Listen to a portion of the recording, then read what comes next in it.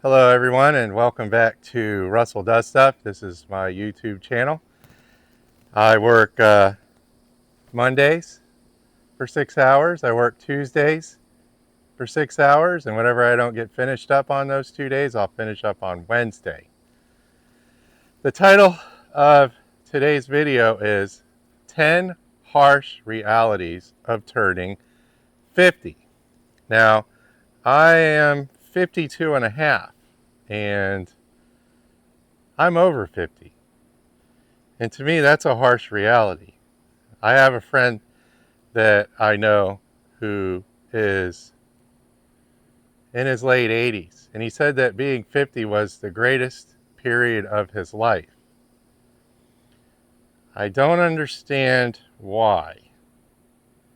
I asked him in a quick interview when I seen him out on a trail one day why he thought that. He said he was stronger, he was more wise, he was more energetic, more this and more that, and I took it all with a grain of salt. Okay. When I go to a restaurant, I need eyeglasses in order to read the menu.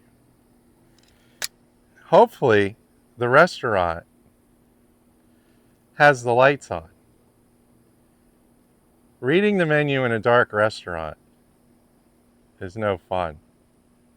It's almost impossible. Even with your eyeglasses on, it's hard. Okay, you're asking people for their eyeglasses. I remember a couple months ago I was at a restaurant and the lady next to me couldn't read the menu, and I handed her my reading glasses. That's what we do now. All right. When you're in your 50s, you help other people in their 50s read the menu at a restaurant. So let's get into it. The 10 harsh realities of turning 50.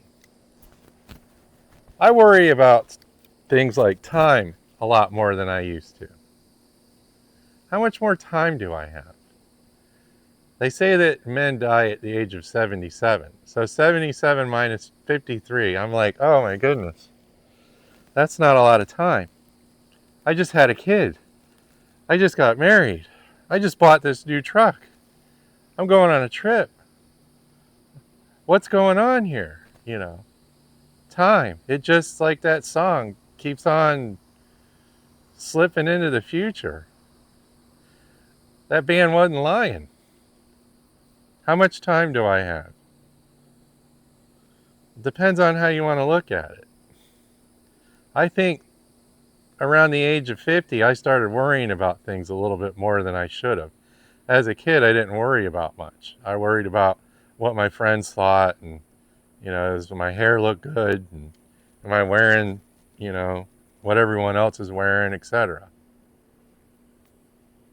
That's important. Time.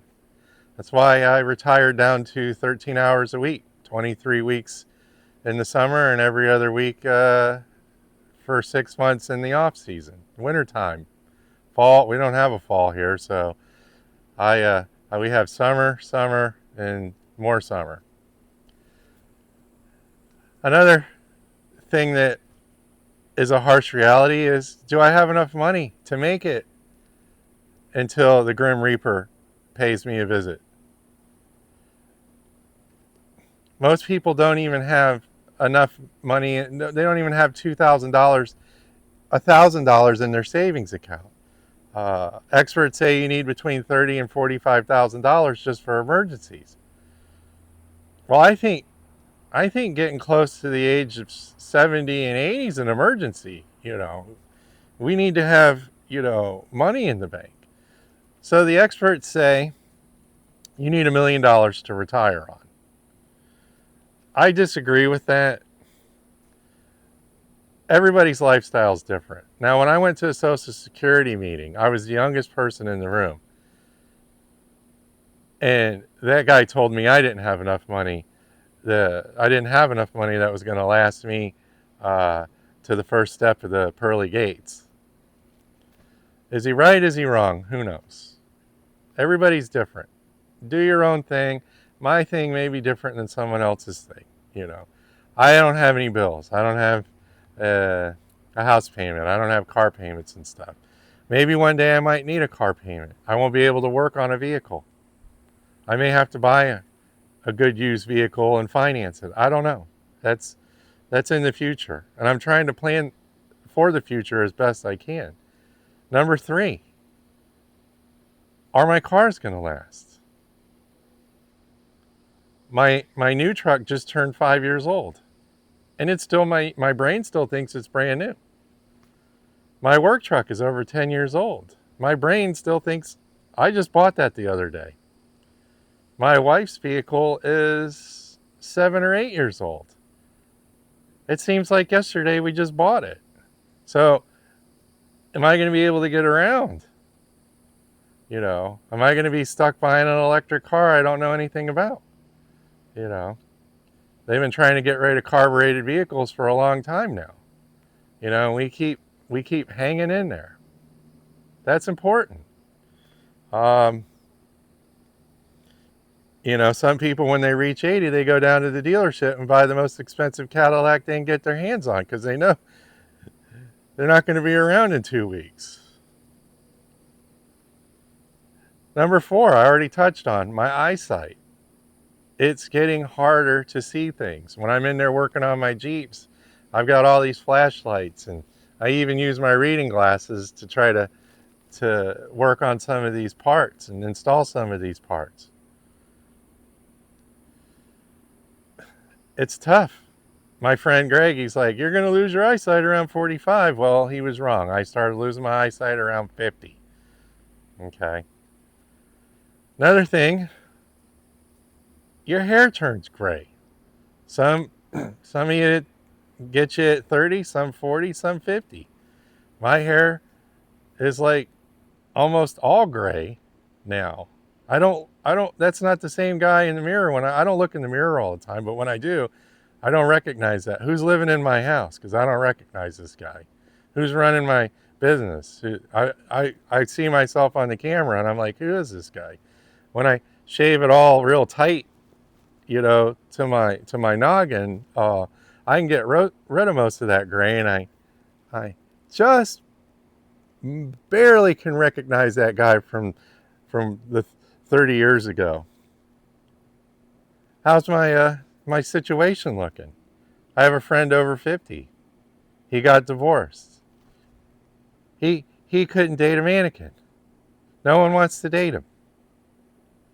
He said, Russ, you better off staying married, because when you get my age, girls stop looking at you, and no one's interested in you anymore.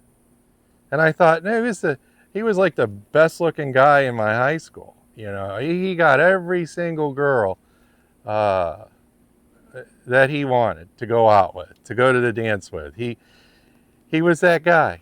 Now he's got diabetes. He's overweight. His hair doesn't look the same. He doesn't look the same. You know, and every time I see him, he's whining. I can't get any girls to go on a date with me. You know, that's the harsh reality. You know, he says there's no single girls in their 50s out there. They're all married. You know, I mean, I've heard it. He's read me the book on being over 50 and not being able to have a dating life. Do I feel sorry for him? Not really, because I mean, he dated enough girls to sink a ship when we were younger. So he can lay in bed and daydream about all the girls that he dated in the past. That would solve his problem, in my opinion. Pain, number 5. Harsh reality of turning 50. My hands hurt. My back hurts. My neck hurts. My feet hurt. The side of my leg's killing me. I have no idea why. It hurts. Everything hurts. I woke up in the middle of the night the other night, and the right side of my chest hurt. This isn't normal. I've never ever had these pains before. Ever. Harsh reality number 6. Last time I wanted to climb a tree. I can't remember the last time I wanted to climb a tree. Or climb up on the roof for that matter. Okay. Once in a while I'll look up and I'll look at a tree, and I don't think the same way about it as I did when I was younger. When I was younger, I was like, oh, I'll put my foot there, I'll get over there, I'll hang from there, and then I'll jump down. I don't think that way anymore. The harsh reality is I'll probably never climb another tree ever again. Unless Wayne figures out how to start climbing and get stuck up in one. But that's yet to be determined. I don't run anywhere anymore. When was the last time Russell, who does stuff, wanted to go run somewhere? I haven't had the urge to run anywhere in a long time. I still go for walks and do my power walks on my trails with the dogs, but I've never had the urge to just start running. It's over with. It's a harsh reality. I no longer have the desire to run. Harsh reality number 7. I'm careful what I lift and pick up. If something needs to be picked up and I'm with somebody who's younger than me, hey, I throw my hands up in the air. They're picking the heavy side up and I'm getting the light side.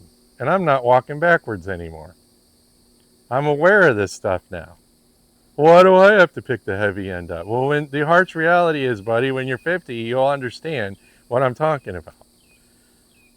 I tried to pick an axle up about 3 years ago. I couldn't walk for a month. I had to go to the chiropractor. I had to do certain funny stretches. I had, to twist this way and that way in order to get the pain to go away. I couldn't even press down on the brake pedal on my truck just from picking up something I used to be able to pick up when I was a lot younger.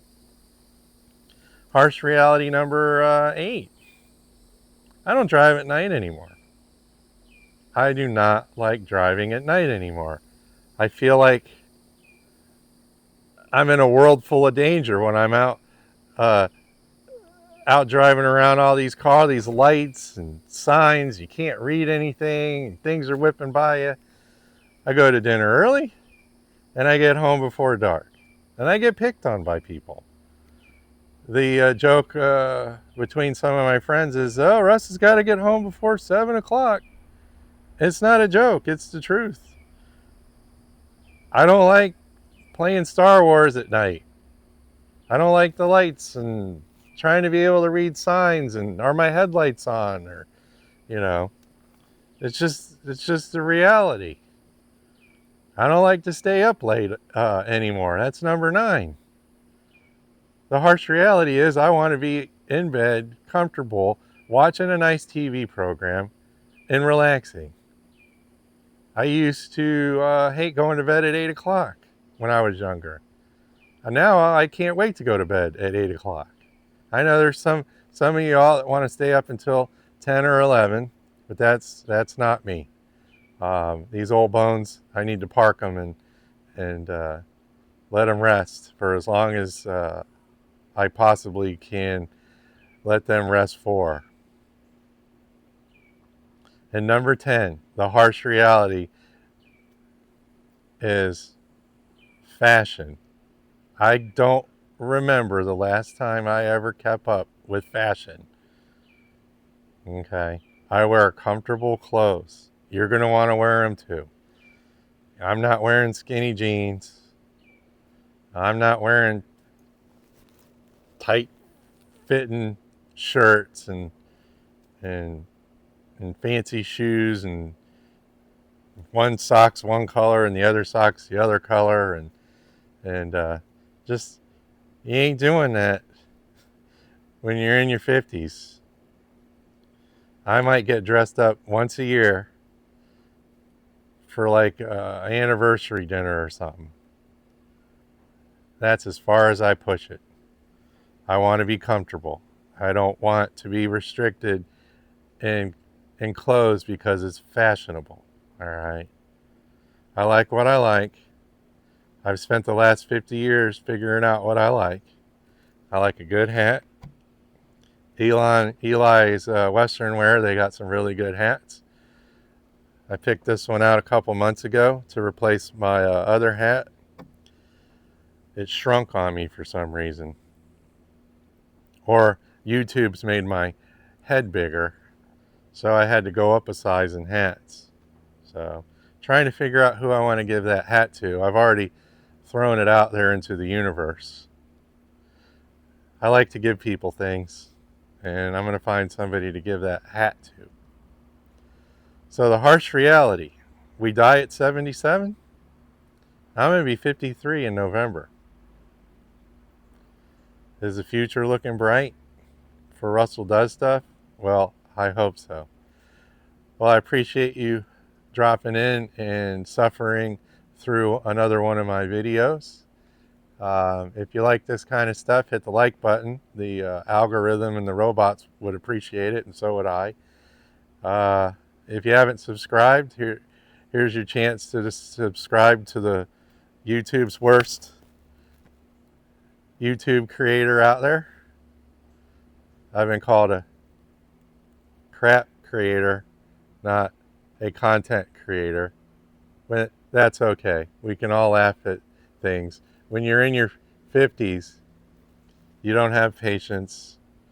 And I think you lose your sense of humor a little bit and your tolerance for things, but I still have my sense of humor. And I can still get up out of a chair. Well, we'll catch you on the next one, and thanks for watching.